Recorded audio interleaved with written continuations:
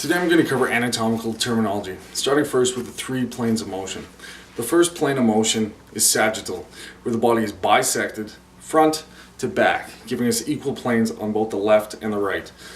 An example of an exercise in this plane would be bicep curls, flexion, or triceps extensions. The second plane of motion I'm going to cover is the frontal or the coronal, where the body is bisected laterally, giving us a ventral front and a dorsal back. An example of an exercise in this plane would be jumping jacks.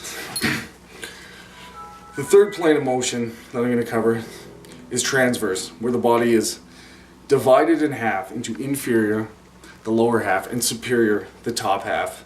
An example of an exercise in this plane would be spinal rotation. As we get into the regions of the body, starting first with the cephalic region, we have the cranial, the skull, and the facial region. Moving inferiorly from this point, we find the cervical region, which houses the neck, anterior and posterior.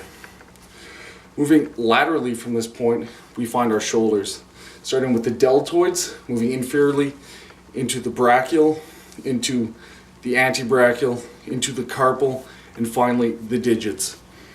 As we move back to our medial point, we'll find our thorax, or our chest, which houses our clavicle, our pectorals, and our sternum. As we move inferiorly once more into our abdomen, we could say that my organs are deep to my rib cage, whereas my rib cage is superficial to my skin, meaning it is closer to. As we move posteriorly from this point, we come into our back. We have our dorsal, our back. We have our scapula. We have and also our lumbar system, the lower back.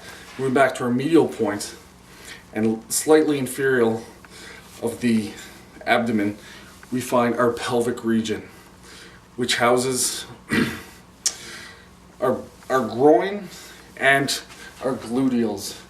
Moving inferiorly from that point, we get our femorals, our thighs, and our patella, our kneecap.